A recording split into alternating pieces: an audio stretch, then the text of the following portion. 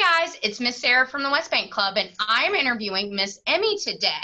And some of you might recognize her from some of our other Zoom calls, but some of you might not know exactly what she does and how she got to do the awesome things she does. So, Miss Emme, what is your career, and can you briefly explain what you do?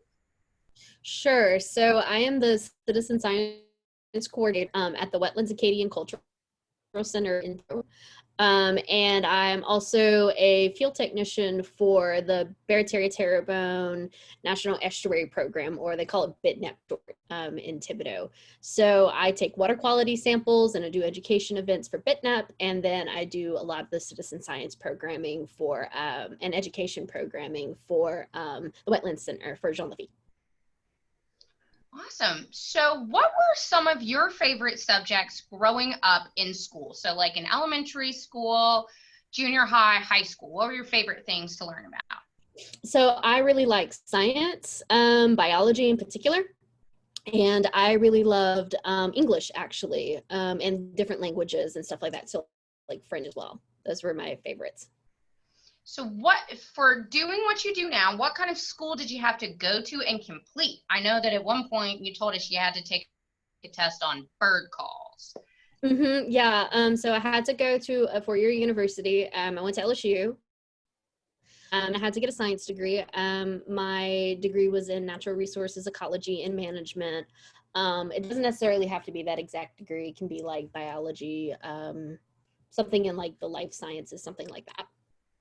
Okay, so how does what you studied in school apply or not apply to what your career is and what you're currently doing? So my program is a lot program applies a lot to what I'm doing now. They taught us a lot of the practical stuff we would have to learn, they taught us a lot of the practical stuff we would have to know in our job. In my particular program, it wasn't just like a lot of lagniappe, like random subjects, if that makes any sense. Mm-hmm. They made sure that we knew what we know in the real world. Does that answer what your kind of question's kind of going for? Yes, that is exactly true, or like where we're going. Because Okay. you could have taken a lot of like French classes for whatever reason, and that might Mm-hmm. not have applied to what you're doing now. Mm-hmm.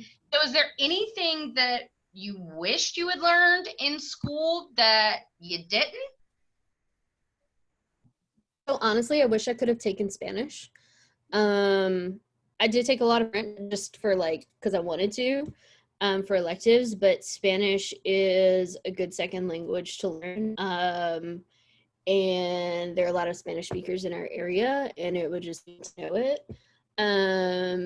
And just like kind of to reach a wider audience in terms of education and stuff like that.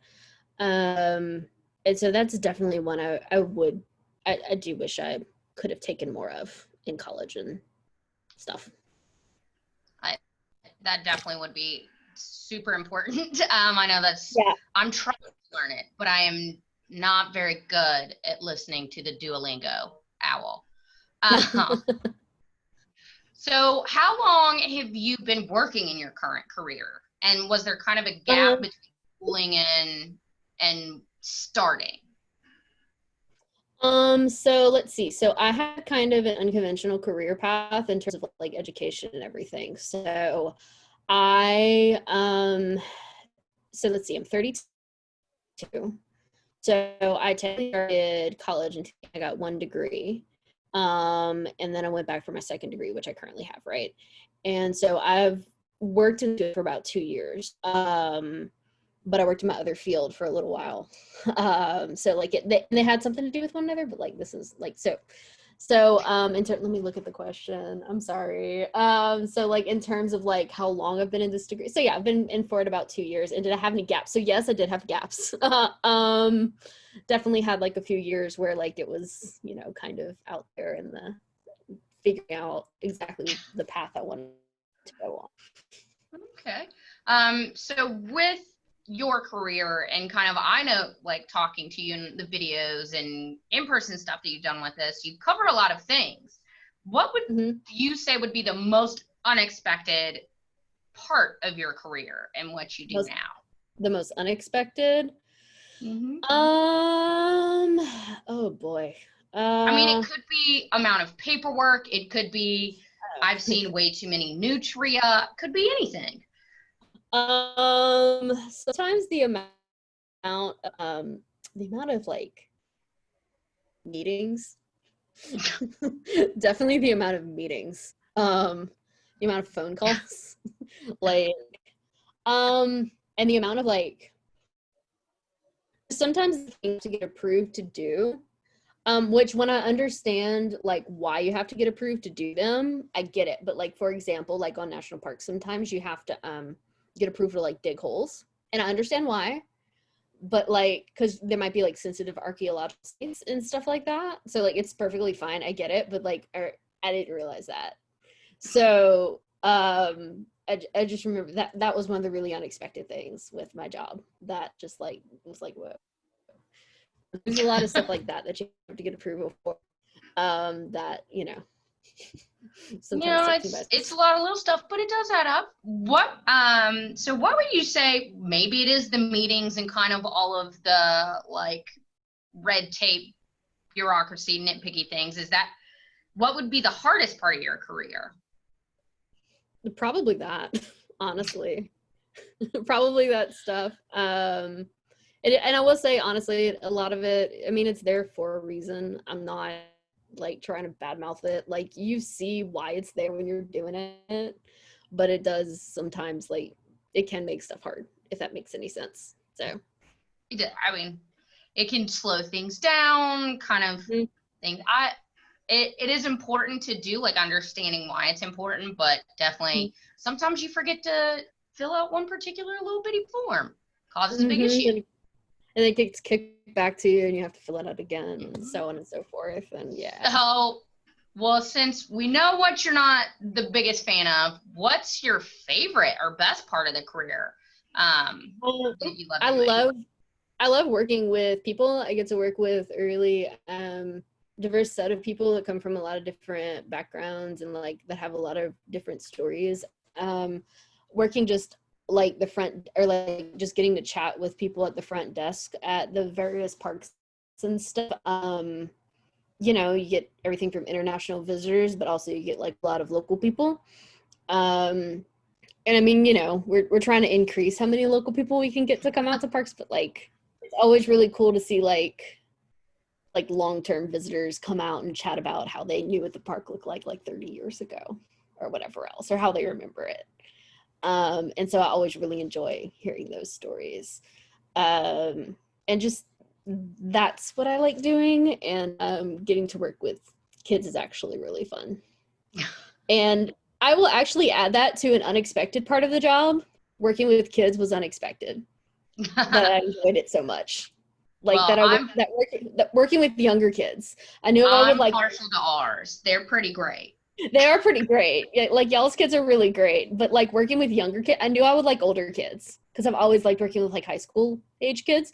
But like whenever I first started working with like kindergartners and stuff like that, or like first and second grade, I was like, wait, they're so enthusiastic. Like they're into everything. I point out a bug and they're like, yeah. And I'm like, oh.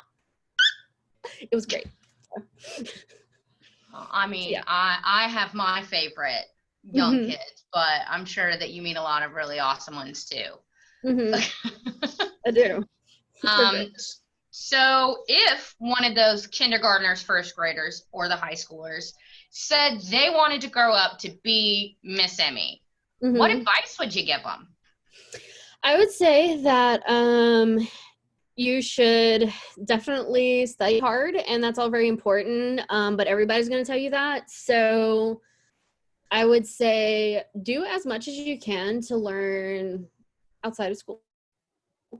Meaning, do as much as you can to get your hands on stuff that school isn't going to teach you. So like get your hands on like field guides and stuff like that, learn the bugs you don't learn in school, and learn stuff specifically about the environment around you. Like learn about your backyard, learn about the bugs and stuff that you see on a day-to-day basis, learn about the birds and stuff that fly around your backyard, learn about the things that seem kind of mundane to you.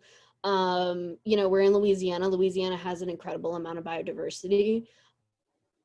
Ask questions about the stuff that, you know, seems boring or that seems normal. It's not just stuff that, it's not just all about those like charismatic animals that are living out in the ocean. A lot of times that people teach you in school, a lot of it is actually like the really interesting stuff is actually like right here. So going learn about that kind of stuff is a big driver of what got me into like my job and my career and what helped guide me this whole time. So yeah, if I were going to give this advice, that's what I would definitely tell them to do. And there are a lot of resources to do that online and you know, free. So Well, I think that's great advice. Tell them to go be adventurers out there, even if it's just outside their door. mm-hmm. Well, I want to thank you for taking time out of your busy day doing all the awesome things that you do. And I want to thank you for that and sharing all this information with our organization and our kiddos, and hope to see you soon, either another virtual call or in person eventually. Well, No, have a good one, Emmy. see y'all.